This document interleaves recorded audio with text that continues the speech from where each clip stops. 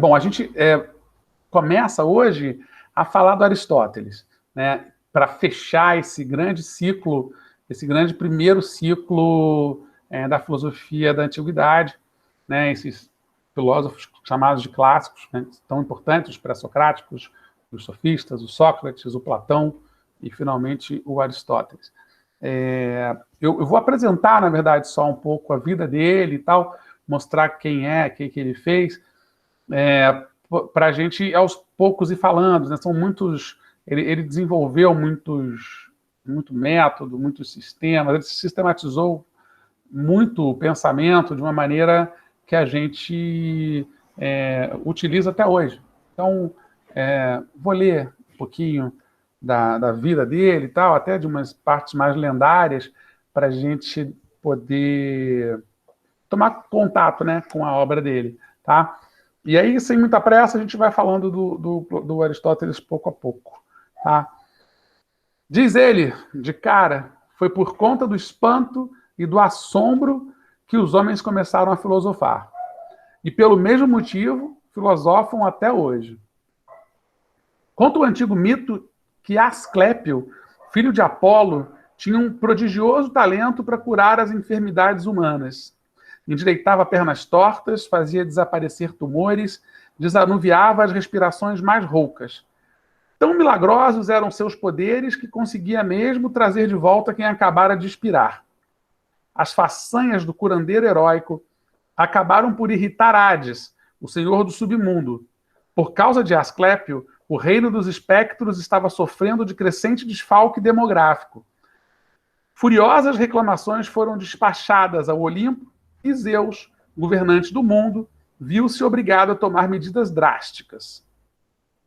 Por ser demasiado bom em seu ofício, Asclépio foi transpassado por um relâmpago divino e desceu à mansão dos mortos. Apolo, seu pai, exigiu que Zeus o tirasse de lá. Atribulado por lobbies opostos, o senhor do Olimpo chegou a uma solução intermediária. Asclépio voltaria do além e subiria aos céus na forma de divindade, mas estava proibido de ressuscitar os mortos. Poderia apenas aliviar as mazelas humanas nos limites do bom senso. Desde então, o filho revivido de Apolo foi cultuado como o deus da medicina. Segundo as genealogias mais mitológicas, esse clínico geral, né, da Grécia mítica era antepassado do Aristóteles. O Aristóteles era uma espécie de tataraneto dele, alguma coisa do gênero, tá? O Aristóteles, em si, nasceu em 384 a.C., né, no norte da Grécia, numa região ali que é a Macedônia, na verdade. A cidade natal do grande pensador era Estagira, por isso mesmo, até hoje, ele é chamado pelo apelido afetuoso de Estagirita. Seu pai, Nicômaco, foi notório representante da tradição familiar. Médico famoso, trabalhou como terapeuta pessoal de Amintas, né, o rei da Macedônia na época. Avô do Alexandre o Grande e pai do Filipe II. Aristóteles cresceu, assim, no ponderado e criterioso ambiente da medicina, enquanto outros filósofos, como Pitágoras e o próprio Platão, tinham uma tendência ao misticismo visionário. O Estagirita, desde jovem, esteve destinado ao que poderíamos chamar, grosso modo, de pensamento científico. Não se sabe ao certo o que levou o rapaz a levar sua terra natal, a deixar sua terra natal, né? Antigas anedotas pintam o adolescente Aristóteles como um aventureiro nômade e irrequieto. Teria desbaratado uma fortuna do pai, entrado no exército para não morrer de fome e viajado por várias partes do mundo antigo. O certo é que, em algum momento de sua juventude, o descendente de Asclépio foi parar em Atenas. Segundo Diógenes Laércio, o Estagirita tinha 17 anos quando ingressou na academia. Lembra a academia do Platão, aquela escola do Platão? Platão, na época, já tinha quase 70. Os atenienses, culturalmente egocêntricos, como todos os grandes povos da época, consideravam a Calcídica uma região semibárbara, né? Aquela norte da Grécia, ali, região fronteiriça com a Macedônia. Mas por conta de seu intelecto aguçado, Aristóteles logo conquistou o respeito dos pernósticos anfitriões. Era conhecido também por sua aparência distinta. Vestia-se com esmero, usava muitos anéis nas mãos e falava com voz ciciante e melíflua. Essa descrição dele me lembrou de um rapper americano, né? O cara todo cheio de anel, cheio de jeitos estranhos para falar e tal. É um pouco a figura, né, que me veio na cabeça assim, do Aristóteles na época. Ainda muito jovem, Aristóteles pôs-se a gastar dracmas e mais dracmas na aquisição de livros. Foi um dos primeiros gregos a organizar uma biblioteca de forma sistemática, classificando os volumes, que, na época, naturalmente, eram todos manuscritos, conforme os assuntos e os autores. Sob a tutela de Platão, estudou por um longo período. Alguns historiadores falam em 8 anos, mas a maioria fala em 20 anos. Né? Ele teria passado 20 anos sob a tutela do Platão, na academia, estudando com ele. O velho professor logo reconheceu o brilhantismo do aluno. Costumava referir-se a ele pela palavra grega nous, ou inteligência. A inteligência. Em algum momento, contudo, a amizade entre os gênios ficou estremecida. 5 décadas separavam mestre e discípulo. E, além da diferença de idade, havia entre eles um abismo de temperamentos. Platão sempre demonstrara por Sócrates um respeito quase religioso, tanto que dedicou sua vida literária a colocar frases e ideias na boca de Sócrates, né, o seu tutor. Aristóteles, por outro lado, tinha um espírito menos reverente. As gerações futuras lhe atribuíram uma frase que, embora apócrifa, expressa um verossímil confronto de personalidades. Sou amigo de Platão, diz ele, mas sou ainda mais amigo da verdade. E o velho criador da academia assim se referiu certa vez ao aluno petulante. Aristóteles me trata com desdém, como um potro que escoiceia a própria mãe após ter lhe sugado todo o leite. Né, o Platão, pelo visto, tinha muito ciúme do Aristóteles, de tudo que ele deu e ensinou e que o Aristóteles meio que ignorou em um certo momento. Pouco antes ou pouco após a morte de Platão, ou seja, por volta de 347, o tal potro escoiciador, né, o Aristóteles, saiu de Atenas e retomou suas andanças pelo mundo. Nessa época, ele já era um erudito renomado. Hérmias, então, tirano da cidade-estado de Artaneus, na Ásia Menor, convidou-o para viver em sua corte. O estagirita lá esteve por 3 anos. Fez diversas viagens pela antiga Jônia, estudando zoologia e botânica. Seu interesse pelo mundo natural era a herança de família, né? O filho de médico, né? O casamento com Pítia, filha ou sobrinha de Hérmias, ninguém tem certeza, foi mutuamente feliz. Ao menos é o que sugere o testamento deixado por Aristóteles, que redigira décadas depois. Dizia ele: onde quer que me enterrem, coloquem em meu túmulo os ossos da Pítia, de Pítia, conforme ela mesma desejou. Em 343, Aristóteles recebeu outro encargo prestigioso, talvez o mais prestigioso que ele recebeu na vida, né? A Macedônia agora era governada por Filipe II, filho de Amintas. A fama do estagirita chegou aos ouvidos do monarca, que convidou o filósofo a mudar-se para Pela, capital da Macedônia, do reino da Macedônia. Lá, Aristóteles deveria cumprir uma tarefa grandiosa e complexa: educar o brioso, arrogante e tresloucado príncipe Alexandre. O mesmo que anos depois seria cognominado Alexandre o Grande. Na época, Filipe II era um dos maiores monarcas do mundo antigo, e o poder da Macedônia se encontrava em plena expansão. Em 347 a.C., Filipe havia conquistado a Trácia, região no leste europeu, abundante em minas de ouro. Lá, conseguiu a riqueza necessária para construir o exército mais eficiente de seu tempo. As cidades-estado da Grécia encontravam-se alquebradas e decadentes, após décadas lutando umas contra as outras. Já os macedônios eram um povo ainda semi-rural, acostumado a intempéries e com sede de glória. Filipe tinha um sonho megalomaníaco de construir um império mundial. Primeiro, queria impor a ordem à Grécia, estraçalhada por intrigas e desavenças internas.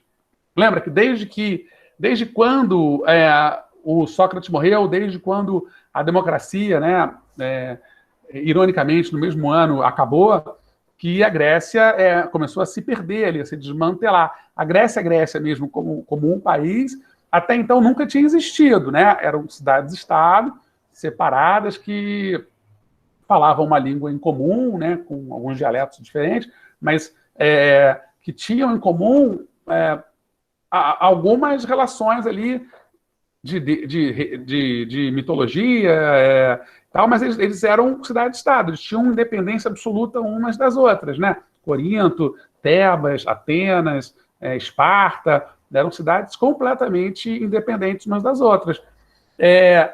A invasão do Filipe II, né, do pai do Alexandre, que vai fazer com que a Grécia se torne pela primeira vez um país, né, uma unidade, né, por conta dessa invasão, tá?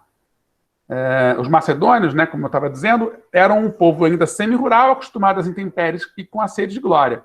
Filipe tinha um sonho megalomaníaco de construir um império mundial. Primeiro queria impor ordem à Grécia, estraçalhada por intrigas e desavenças internas, e em seguida planejava atacar a soberba persa, da Pérsia, que ainda era a maior potência política da época. A primeira parte do plano cumpriu-se em 338 a.C., quando Filipe derrotou os atenienses na Batalha de Queroneia, e a Grécia então se tornou, pela primeira vez na história, um país unificado, mas sob domínio estrangeiro. Agora, a Macedônia podia concentrar-se no capítulo seguinte da saga, que era conquistar o resto do mundo, né? A parte menos simples, obviamente. O príncipe Alexandre seria o herdeiro desse projeto aventuroso e terrível. Por isso, a educação do rapaz era assunto de primeira importância. Aristóteles pagou em espécie pelos coices que dera em Platão. O príncipe da Macedônia era um aluno perspicaz, mas incontrolável. Aos 13 anos, seu passatempo favorito era domar cavalos selvagens. Além disso, nessa tenra idade, já era dado a bebedeiras escandalosas. Não tinha essa lógica de adolescente, né? Não existia adolescência, né? A adolescência é uma invenção meio que da era moderna. Você deixava de ser criança e você virava adulto, não importava se era um adulto jovem, ou, né? Apesar de a democracia grega só admitir como cidadão e tal os jovens acima de 18 anos,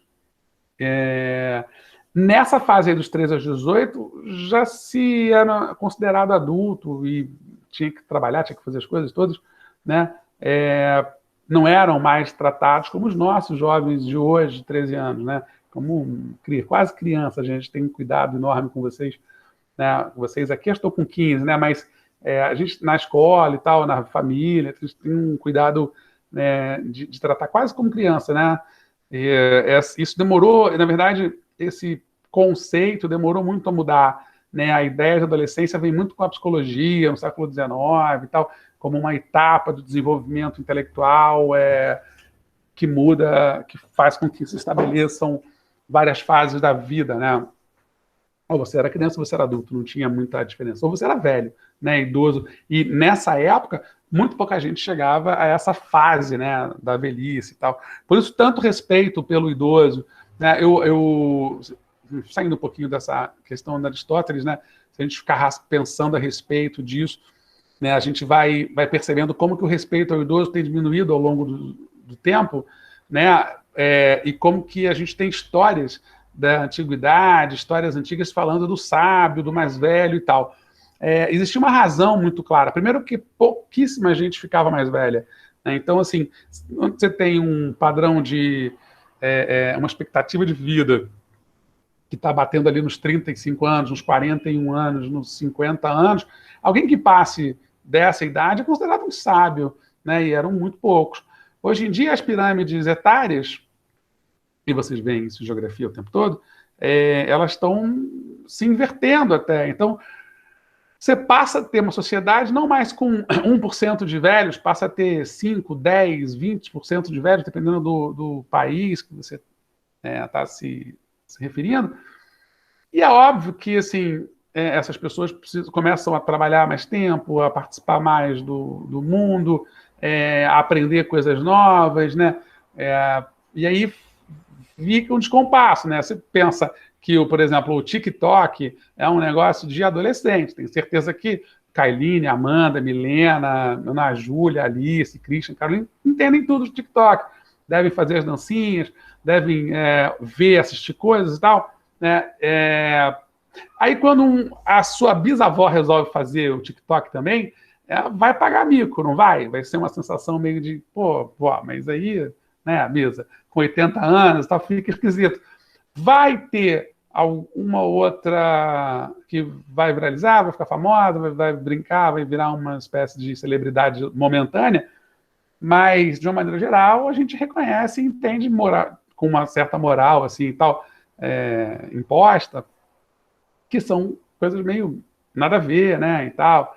Então, assim, aí um cara de 40 e poucos anos, assim, eu aqui e tal, começa a tentar usar as mesmas gírias que vocês, ou falar dos mesmos assuntos que são muito específicos e tal, de algumas coisas. Estava lembrando desse debate, essa discussão que está rolando sobre cringe, o que é cringe, que é uma discussão que de uma banalidade enorme, mas que mostra uma diferença, né, uma separação muito grande de gerações. A gente, em algum momento, passou a acreditar que esse mundo tecnológico era basicamente um mundo de quem tinha acesso, de quem não tinha acesso, de quem era analfabeto digital e quem não era, né? Tentando ampliar cada vez mais esse domínio desse alfabeto, dessa alfabetização digital, mas, na verdade, continua tendo, né, a discussão de períodos de vida, esse debate em torno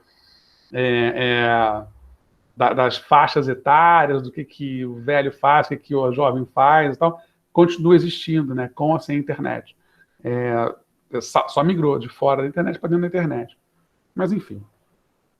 Aristóteles, então, tentou amenizar os ímpetos do Alexandre, né, um claro conflito de gerações aqui entre eles, e as lições de certo surtiram algum efeito, pois Alexandre foi um famoso amante da literatura.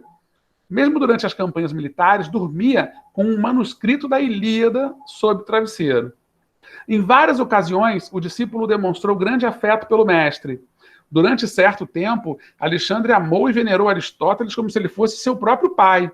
Chegou a dizer certa vez que Filipe lhe dera a vida, mas Aristóteles o ensinara a viver.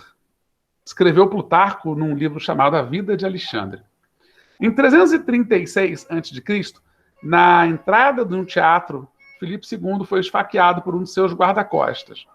Os motivos do assassinato são tão obscuros que ninguém conseguiu descobrir até hoje qual a razão de ter acontecido isso. Mas a sua consequência imediata foi a ascensão de Alexandre ao poder.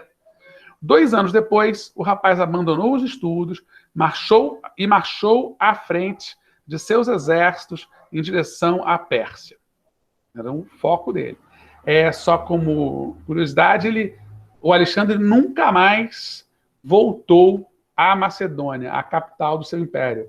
Ele passou o resto da vida dele em campo de batalha, conquistando territórios, algumas vezes perdendo, mas na maioria das vezes vencendo suas batalhas, e batizando ou inventando alguma cidade com o nome de Alexandria, que também vai batizar o Farol de Alexandria e a Biblioteca de Alexandria, né? Se eu não me engano, na época chegaram a ter 17 Alexandrias. Ele, pelo Oriente Médio, pelo norte da África, ele criou um monte de Alexandria para se tornar realmente um cara imortalizado. Em 334, Aristóteles, né, que é o nosso protagonista aqui, não é o Alexandre, voltou a Atenas, que agora era parte do Império Macedônico. Os orgulhosos atenienses não aceitavam bem o domínio estrangeiro e o rancor contra Alexandre acabou respingando em seu antigo mestre. Ainda assim, por conta de seu prestígio filosófico, fundou uma escola de ciências e de filosofia para fazer concorrência à Academia Platônica. A instituição criada por Aristóteles ficava em um antigo templo dedicado ao Apolo Liceu, né? Por isso ganhou o nome de Liceu, palavra que também foi herdada pela língua portuguesa. Grande quantidade de alunos acorreu à nova universidade. Os estudantes faziam refeições em comum com o mestre e discutiam assuntos variados enquanto caminhavam pela colunata, que em grego se fala peripatói, que cercava o pátio do velho templo. Por isso, os seguidores de Aristóteles ficaram conhecidos como peripatéticos. Deixa eu mostrar aqui essa imagem rápida para vocês, que tá no. Eu comecei no PowerPoint, mas eu não terminei ele ainda. Eu vou melhorar ele para a semana que vem, mas dá para mostrar para vocês. Deixa eu botar aqui. Vai, filho, mostra aí.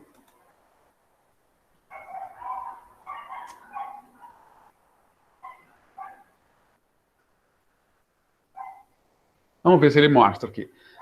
Enquanto a academia platônica dedicava-se principalmente ao estudo da matemática, a escola peripatética inclinava-se para a biologia e para as ciências naturais. Se Platão estava com os olhos eternamente fixos nas ideias perfeitas, repelindo com certo desgosto as meras realidades do mundo material, Aristóteles tinha um fascínio ecumênico por tudo o que existisse. Nada era tão insignificante que não merecesse sua curiosidade. Platão desprezava a observação das coisas que se apresentam aos sentidos. Já Aristóteles, filho de médico, interessou-se imensamente pelo mundo dos seres vivos e procurou integrar a percepção do mundo sensível ao conhecimento filosófico. Sabendo dos interesses universais do professor, Alexandre ordenou que seus jardineiros e pescadores coletassem animais e plantas ao longo das regiões conquistadas e os enviassem a Aristóteles em Atenas. Com esse acervo recolhido, em meio mundo, o filósofo criou o primeiro jardim botânico e o primeiro zoológico da história. Além da preciosa ajuda do ex-aluno, Aristóteles também contava com seus próprios recursos, ou mais ou menos próprios. Seu sogro, Hérmias, era um dos homens mais ricos da Grécia. Aristóteles usou seu dinheiro e sua influência para comprar equipamentos de pesquisas físicas e biológicas. Além disso, contava com um exército de secretários encarregados de auxiliar suas investigações. Esse é um quadro, acho que do século XVI, se eu não me engano, que mostra o Aristóteles, ainda jovem, ensinando o Alexandre, que na foto parece entediadíssimo, né? Mas ele era um cara muito, muito de ação, né? Que ia para a luta, queria lutar. Com cerca de 16 ou 17 anos, né, ele parte da cidade de Atenas, o maior centro intelectual artístico da Grécia Antiga, como muitos outros jovens da época, foi para lá prosseguir seus estudos, né, o Aristóteles, no caso. Duas grandes instituições disputavam a preferência dos jovens, a escola de Isócrates, que visava preparar o aluno para a vida política, e Platão, e sua academia, com preferência à ciência como fundamento da realidade, dando preferência, né? Eu comi uma palavra aqui. Apesar do aviso de que quem não conhecesse geometria ali não deveria entrar, Aristóteles decidiu-se pela Academia Platônica e nela permaneceu 20 anos até a morte de Platão no primeiro ano da 108ª Olimpíada, em 348 a.C. Aristóteles provavelmente também participou dos mistérios de Eleusis, mas são uma espécie de seita e tal, que faziam coisas misteriosas e tinham preceitos misteriosos que a gente não sabe muito bem o que era feito. Né? Eu imagino que isso é tipo uma maçonaria, né? Uma sociedade secreta e tal. Hoje a gente sabe muito, mais ou menos, o que se faz na maçonaria, mas não se sabia na época e até pouco tempo os maçons adoravam fazer um mistério sobre isso. Enfim, esse quadro é legal porque mostra o que eu queria mostrar, né? O Liceu. A escola peripatética, a escola do método peripatético, a escola do Aristóteles, né? Em volta da coluna ali, eles ficavam pensando, né? Vira uma espécie de de método, você aquele que fala andando, né? Que pensa andando, né? Eu faço muito isso, às vezes eu tenho para pensar, preciso andar e tal. Acho que todo mundo faz um pouco, né? Mas sempre que a gente precisar pensar e sair andando pela casa, ou pela rua, ou pelo quintal, lembrem que o método foi criado pelo Aristóteles em 335 a.C., quando ele funda a sua própria escola em Atenas, né, que é essa escola chamada de Liceu, em homenagem ao deus Apolo Laikeos, né, a escola de Aristóteles. Isso é um quadro do Gustav Adolf Spangenberg, de 1883. É um afresco, né, uma pintura na parede. Bem verdade que Aristóteles legou à posteridade grandes absurdos científicos, e, em alguns casos, suas opiniões foram um retrocesso. Por volta de 390 a.C., o filósofo pitagórico Filolau escreveu uma obra argumentando que a Terra e os demais planetas giravam em torno de uma bola de fogo encravada no centro do universo. Mas Aristóteles discordou. Para ele, o nosso planeta que estava no coração do cosmos, e os outros corpos celestes giravam em órbitas concêntricas ao redor da Terra. Como esse sujeito aqui, o Filolau, conseguiu descobrir isso? Porque ele descreveu exatamente o que né? Ele descobriu a astronomia, o nosso cosmos, assim, o nosso sistema solar, né? Exatamente como ele né? Uma bola de fogo gigante no meio, uma série de planetas e outras coisas circulando em torno dessa bola de fogo. O Aristóteles precisava de provas. O próprio Aristóteles, ele nunca teorizou a respeito de um sistema planetário assim, mas ele chegou a pensar que a Terra fosse redonda, a imaginar, a supor que a Terra fosse nesse formato que ela é. Mas ele não conseguiu provar, e ao não conseguir provar, ele acaba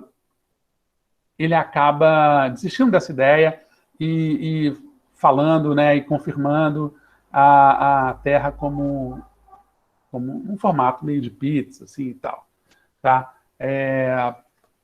Então, assim, continuando aqui, eu queria só mostrar aquela imagem. Esse PowerPoint eu vou mostrar melhor na outra aula, que aí eu completo ele está pela metade, né? Aí não fica legal.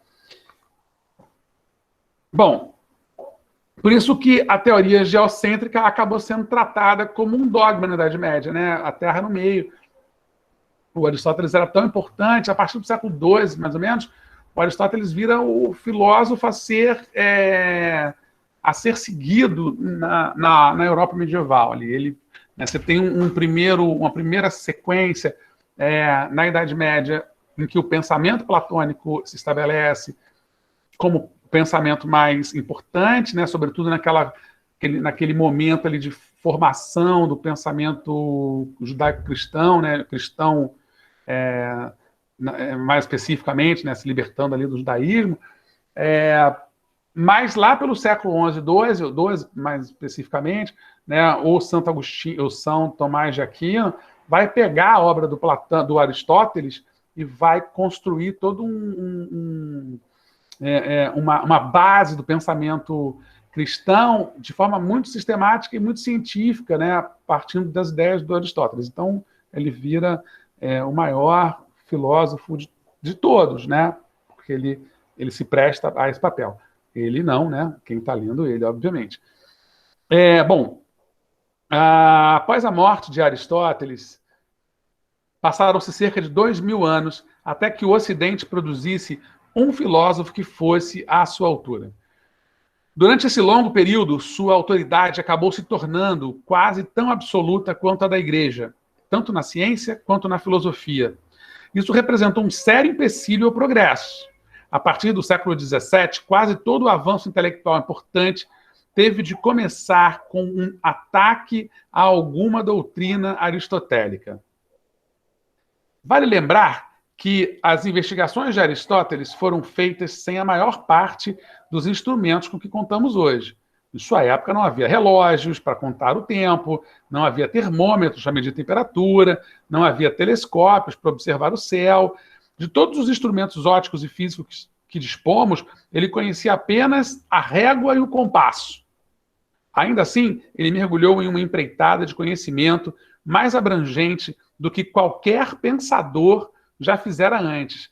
Em termos de fôlego e abrangência, sua aventura intelectual foi raras vezes superada em séculos futuros. A quantidade de conhecimento imperfeito e incompleto que ele reuniu e analisou com a ajuda de seus alunos e assistentes é uma das maravilhas do intelecto humano. Muitos erros aristotélicos podem ser atribuídos à imensidão do seu projeto. Quase todos os assuntos importantes de seu tempo encontram lugar nessa imensa obra. Ao longo da vida, o filósofo escreveu um volume desconhecido de livros. Alguns autores lhe atribuíram 400 obras, outros 1000, né? Mas o que resta é uma minúscula parcela e ainda assim equivalente a uma enciclopédia, bastante grande, são 47 obras, né, que seriam organizadas mais tarde em um compêndio conhecido como Corpus Aristotelicum. Tá?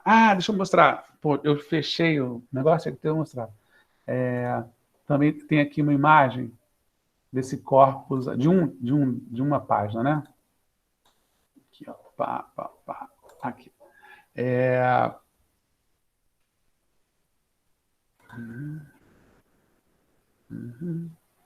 Cadê? Apresentado no slide atual. Isso aqui, ó. Isso aqui é uma reprodução provavelmente medieval, deve estar em grego, arcaico, eu não sei, mas eu achei legal, porque eu copiei da internet essa imagem. Acho legal de ver, assim, dá vontade de ler, né? Ver como os livros eram feitos. Isso era escrito manualmente, por isso essa letra tão bonitinha, bem feitinha assim. Isso era copiado, né, pelos padres. Alguns padres tinham... Era meio que uma pena, assim, meio que uma punição para muitos padres da Igreja Católica. Eles foram responsáveis, ao longo de toda a Idade Média, pela manutenção dessas obras, pela cópia dessas obras todas, do que chegaram, né, dos pré-socráticos, do Aristóteles, do Sócrates. Não, Sócrates não escreveu. Do Platão, de todos os filósofos que foram chegando, né, das escrituras bíblicas e tal, eram todos feitos pelos... E eventualmente mudava assim, a cor e tal, porque eu acho que eles usavam a tinta que eles tinham, ou existia um padrão estético ali bem bacana. E eu gosto de ver que tinham imagens, né? Tinham alguns desenhos e tal. A literatura hoje para adultos, ela se tornou uma literatura meio ascética, né? Meio careta visualmente, assim. A gente raramente vê um livro para adulto que tenha, para jovens e adultos, que tenha imagem, que tenha figuras, que seja ilustrado. Fica uma coisa meio infantil, né? As pessoas tendem a associar a ilustração a um tipo de literatura infantil. Por isso, inclusive, a história em quadrinho às vezes é mal entendida, né? Às vezes o cara escreve um quadrinho para adulto e aí o sujeito se choca com um determinado assunto porque acha que a história em quadrinho é para criança. Isso virou uma segmentação de um mercado que eu acho muito prejudicial, assim, para o gosto da leitura. Né? Eu teria muito mais vontade de ler um livro que tivesse essas imagens, tivesse esses coloridos todos, do que aquele livro. Uma das coisas que ainda me aborrecem no e-book, eu tenho um Kindlezinho pequeno, é justamente essa não coloratura. Assim, você lê você lê meio que um PDF o tempo todo, um livro, né, num papel meio acinzentado, numa letra preta ou um escuro com a letra branca. Você não consegue ver cores e tal. Outro dia eu repassei um livro desses, né, para o meu filho e ele botou no tablet. Pô, eu fiquei com maior vontade de ler o tablet, porque o tablet é colorido, aí a imagem é colorida, você consegue passar a página, ter aquela sensação virtual de passar a página. Eu falei, caramba, que coisa, né? Bem mais legal de ler assim. Então, acho que em breve teremos esses coloridos também nos livros virtuais. Mas por hora, o livro físico ele ainda é careta. Eu acho que a ilustração, né, os grandes designers e tal de livros, eles se empenham muito nas capas, né, como aqueles chamariz para vender e tal, mas dentro, poucos livros. Hoje tem mais. Estou pensando aqui, hoje tem mais livro, mas a imensa maioria dos livros ainda é muito pouco trabalhada internamente. Mas isso não tem a ver com Aristóteles. É só uma reflexão sobre o livro. Corpus Aristotelicum, então, são os mais de 30 tratados escritos por Aristóteles que chegaram até nós, que constituem provavelmente seu trabalho de caráter didático. Tá? Alguns livros falam em mais de 40, outros em mais de 30. Algumas dessas obras não são consideradas ou são questionadas, então acaba que o pessoal não... O que fiz eu aqui? Não considera, né? Mas... Ué, aqui, deixa eu só deixar ele aqui para a gente ver. Essa imagem do Aristóteles já um pouco mais velho. Para eu ler um pouco aqui. Mais um pouco. Bom, muitos erros aristotélicos, então, podem ser atribuídos à imensidão de seu projeto. Quase todos os assuntos importantes de seu tempo encontram lugar nesta imensa obra. Ele escreveu, né, muita coisa, tudo que sobreviveu está nesse corpus aristotélico.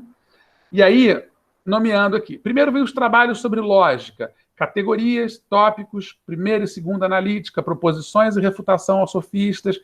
Em seguida, as obras científicas, a física sobre o céu, as partes dos animais, o movimento dos animais, a geração dos animais, crescimento e decadência, história natural sobre a alma. Depois, vem as reflexões puramente filosóficas, concentradas na metafísica, que é o que a gente mais estuda na filosofia a respeito do Aristóteles, né? É a metafísica, porque boa parte dessa obra inicial, fora aquele começo lá da refutação aos sofistas e proposições, está muito associado à ciência como a gente reconhece hoje, a física, a biologia. Não é à toa que ele é o pai da biologia, né? E, por fim, igualmente importantes, tratados de estética, que ainda hoje são referência em áreas como a literatura e o teatro, a retórica e a poética, tá? A poética, inclusive, então, brincando assim, basicamente o primeiro manual de roteiro da história, né? O primeiro modelo, assim, de como escrever alguma coisa, né? Como que a escrita perfeita se constituiria. E ele escreve inspirado, baseado no Édipo Rei, do Sófocles. Aristóteles elaborou terminologias filosóficas e científicas que são usadas até hoje. Termos como categoria, energia, finalidade, princípio, né? O que falta em sua obra mitológica é precisamente o que abunda nos trabalhos de seu mestre e rival, Platão, a beleza artística. O fundador da academia desprezava a imitação poética, mas misturou poesia e filosofia de maneira raras vezes igualada. Já Aristóteles, que respeitava todas as artes como parte funcional da existência humana, deixou nos escritos prolixos e às vezes herméticos. E aí, essa questão dos textos serem prolixos e herméticos acaba levando a muita confusão, acaba levando a interpretações tortas, né? E, ao longo do tempo, distorcidas. Né? Assim, começa a adaptar e a interpretar a obra do cara. Em 335 a.C., né, ali perto logo de 320 e pouco, quando ele morre, já começam a reinterpretar a obra dele. Então, 500, 600, 700, 1000 anos depois, é óbvio que vão se fazer leituras muito distintas da obra dele, né? Ainda mais se os textos não são muito claros, tá? Depois da metafísica, ele ainda escreve a ética e a política. São livros absolutamente importantes também, do ponto de vista aqui do estudo da filosofia, do estudo da sociologia, tá? Da ciência política. Bom, a aventura intelectual de Aristóteles não ocorreu de forma plácida e imperturbável, mas em meio a temporais políticos. Embora adorado pelos alunos, Aristóteles era detestado pela maior parte da população ateniense, que via nele o representante máximo do despotismo macedônico. Lembra que ele tinha sido professor do Alexandre, né? Então, é óbvio que a esse professor se deposita uma culpabilidade gigante. As pessoas olhavam para ele e falavam, pô, foi esse cara que ensinou esse sujeito maluco a fazer isso que ele está fazendo com a gente, né? A dominar todo mundo. O Estagirita, de fato, não era apenas amigo pessoal de Alexandre, mas também um defensor sincero do projeto imperial macedônico. Para o filósofo, o individualismo das cidades gregas só poderia conduzi-las a um abismo coletivo. Assim como buscava uma unidade cósmica em suas reflexões filosóficas, ele apregoava a unidade política do mundo helênico, mesmo que para isso os gregos tivessem que renunciar à liberdade. Mas em 323 a.C., veio a notícia retumbante. Após derrubar o Império Persa e conduzir suas tropas até a Índia, Alexandre viera a morrer na Babilônia aos 33 anos de idade. As causas de sua morte são até hoje motivo de especulação. Pode ter sido envenenado por generais invejosos, pode ter contraído alguma doença misteriosa em suas andanças pelo mundo, ou pode ter morrido de tanto beber. Eu ouvi, inclusive, uma vez uma teoria de que ele foi envenenado pela própria esposa, porque quando ele invadiu a Babilônia, ele casou com a herdeira, a princesa da Babilônia. A Babilônia era um reino que ele respeitava, que ele admirava muito, que ele tinha, né, era um reino quase que mitológico para todas as grandes figuras do Ocidente, e a mulher devia ser linda, então ele acabou casando com ela e juntando os tronos e matou a família inteira dela. Então é possível que ele tenha sido envenenado por ela também. É uma das teorias. Esse meteórico ocaso trouxe consequências desastrosas para o antigo mestre. Enquanto o Império de Alexandre caía, seus aliados eram perseguidos por toda a Grécia. Em Atenas, os inimigos de Aristóteles exigiram que o tribunal da cidade o condenasse ao aprisionamento ou à morte. Como havia ocorrido com Sócrates, a acusação formal era apenas um pretexto. Os detratores alegavam que Aristóteles, em sua obra, havia negado a utilidade das orações e dos sacrifícios aos deuses. Como de praxe, o réu tinha o direito de optar pelo exílio em vez de enfrentar o júri. Ao contrário de Sócrates, o Estagirita preferia uma opção de fuga. Não permitirei que os atenienses pequem uma segunda vez contra a filosofia, disse o pensador dias antes de partir. Encontrou refúgio na ilha de Cálcis, onde tinha uma propriedade, mas o ódio generalizado da Grécia deve ter pesado na alma do velho filósofo, e tão logo chegou ao exílio, foi abatido por uma doença misteriosa. Sua amada esposa, Pítia, havia falecido já há alguns anos, e seus discípulos estavam dispersos. O liceu tinha sido fechado, então, sozinho, amargurado, Aristóteles acabou morrendo em poucos meses. Segundo o Diógenes Laércio, filho do médico, teria cometido suicídio por envenenamento, uma substância que, ironicamente, foi a mesma que teria matado Sócrates, a cicuta. Mas isso é uma especulação, eu acho que é uma tentativa de juntar, né, de construir uma história única, assim, né?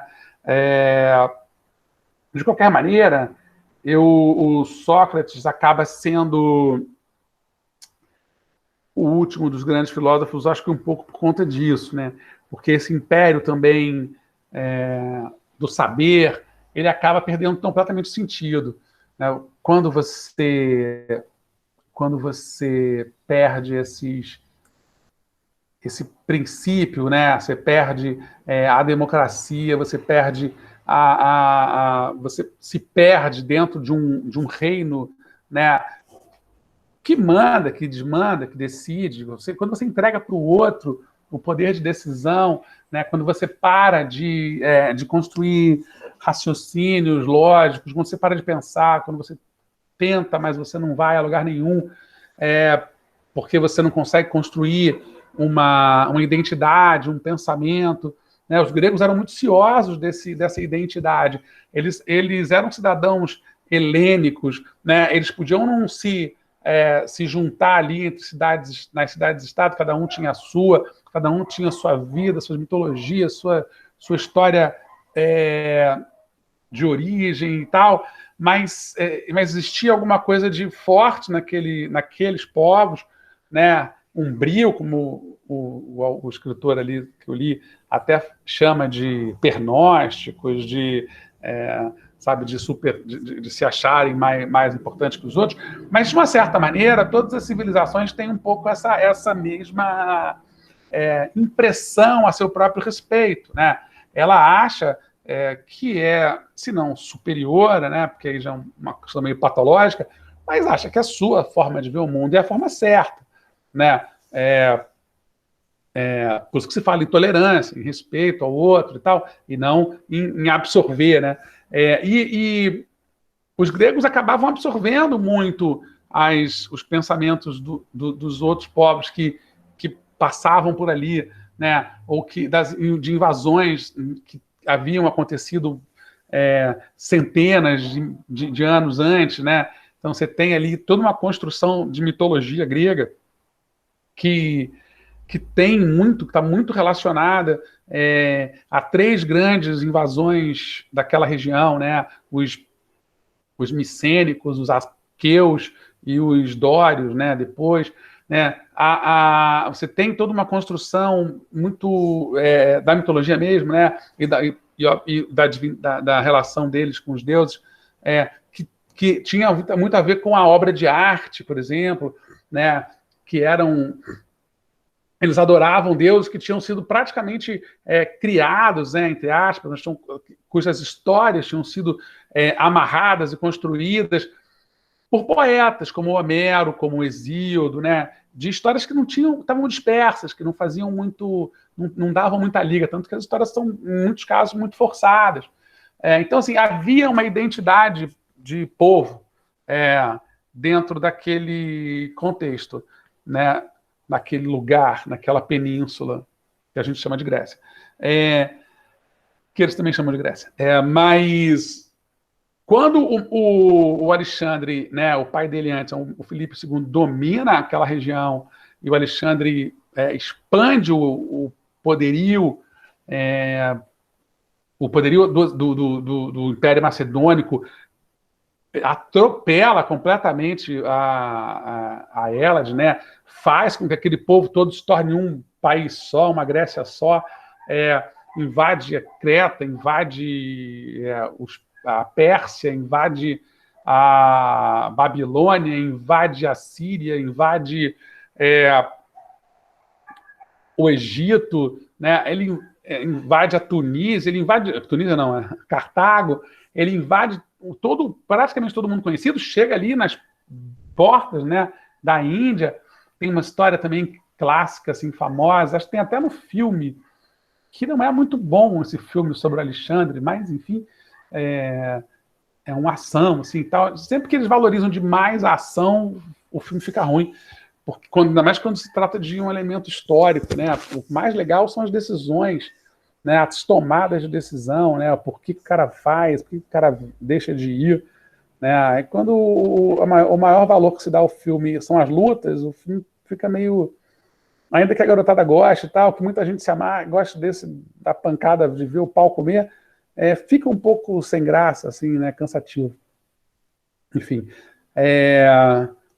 mas ele tá às portas da Índia ali, ele não, os caras, ele chega naquele lugar com 17 homens, o exército dele tinha sido dizimado praticamente, e aí eu acho que a cena que tem, que ele está passando, ele tentando passar pelo Afeganistão, e os soldados dele todos desistem, assim, isso é loucura, né? A gente veio ganhando até agora, mas só sobramos nós, só tem 17, você tem todo um povo para olhar para trás, você dominou metade do mundo conhecido, vai atacar a Índia, pô, sei lá quantos milhões de pessoas tem lá, nós somos só 17, isso é um suicídio coletivo. E aí dizem que esses soldados todos desistiram e voltaram. Mas nessa altura do campeonato, muito provavelmente o Alexandre já se achava de fato um deus, já se sentia tocado pelo Aquiles, ou se sentia o próprio Aquiles, quase uma divindade. E aí dizem que ele enlouqueceu e que ele vai voltando meio que na marra e que em algum momento ali ele é envenenado por causa dessa loucura. Se foi a mulher, ou se foi um dos soldados dele, se foi algum marido com raiva, porque toda essa história ela é incrível até a 2ª página, porque na 3ª página é sabido, né, que o Alexandre mandava suas tropas estuprarem as mulheres todas para que nascessem herdeiros da Alexandria, herdeiros da Macedônia, né? Então era preciso que nascessem filhos da Macedônia, e na cabeça dele, os filhos da Macedônia tinham que ser oriundos de um macedônio. Então o cara mandava as tropas saírem estuprando e tal. Isso, enfim, é uma outra época, tal, mas é uma parte cruel da história, né? Das muitas crueldades que o Alexandre cometeu. E o Aristóteles acaba sendo a imagem dessa figura, né? Era o preceptor, tinha sido professor, né, era macedônio, fazia parte desse universo, né? Que, por mais que não sei se vocês vão lembrar, mas os atenienses, por exemplo, eles sequer consideravam cidadãos os estrangeiros. Então, como eles não consideravam cidadãos os estrangeiros, o Aristóteles, para eles, sequer era um cidadão, por mais que ele fosse o maior gênio, né, daquele momento histórico, naquele lugar.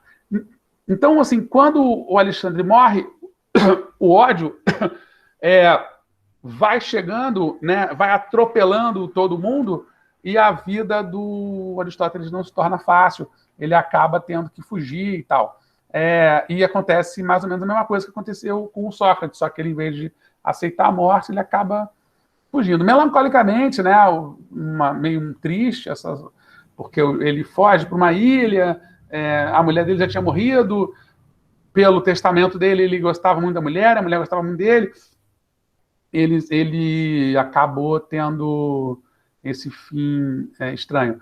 Mas, assim, o que eu queria mostrar para vocês um pouco desse panorama hoje, nossa primeira aula sobre Aristóteles. Vamos nos dedicar ao Aristóteles um bom tempo, provavelmente, porque eu quero ver se a gente fecha o semestre fechando essa antiguidade clássica, né? Começamos lá na transição da mitologia para o pensamento pré-socrático, do pensamento pré-socrático para os sofistas e, sobretudo, ali para o grande Sócrates, né? Do Sócrates para o Platão, do Platão agora para o Aristóteles. Então, vocês viram que eu falei um pouco, comparei um pouco, né, as visões do Platão e do Aristóteles, esse livro faz muito bem. E aí, nas próximas aulas, eu vou continuar falando do Aristóteles, que tem elementos, sistematizou o pensamento de uma forma tão interessante que a gente usa até hoje boa parte das coisas que ele propôs, né? Teorias como da potência e ato, né? As várias formas da matéria, né? Causa e efeito, são coisas que ele propôs e que a gente usa muito na vida comum, cotidiana, sem nem saber que se trata de Aristóteles, sem estar preocupado em pensar, né? Um rapaz que está ali, um olheiro de futebol, que está olhando para um jovem atleta e dizendo, pô, esse garoto tem muito potencial, né? Agora, se vai se tornar ou não um atleta, ele não sabe que está falando de Aristóteles, né? Ele não sabe que está pensando em alguma coisa que o Aristóteles teorizou em 300 a.C., 330 a.C., mas ele está falando de Aristóteles, tal a importância, ele inventou o termo, ele inventou a expressão. Então, acho por isso também bem importante estudar o Aristóteles, tá? Well, meninos, é isso que eu tinha para falar com vocês por hoje. Eu coloquei lá no grupo de vocês do WhatsApp o link no YouTube, né, do meu canal, que é justamente para vocês lembrarem que as aulas estão todas postadas lá no YouTube. Porque alguns alunos, ontem principalmente, eu me surpreendi bastante, boa parte dos alunos que voltaram às aulas presenciais não tinham acessado nenhuma aula online. Eram poucos, eram 6 numa turma, 4 na outra, 3 na outra, pouquíssimos alunos, mas, enfim, precisa fazer com que eles acessem, né? E se alguns de vocês também entraram depois, não assistiram alguma aula e tal, assistam, porque eu vou dar Eu vou dar mais um trabalho, tá? Na próxima, para a próxima semana.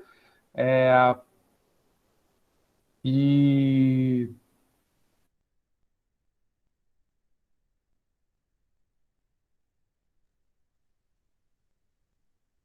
uma vez por mês.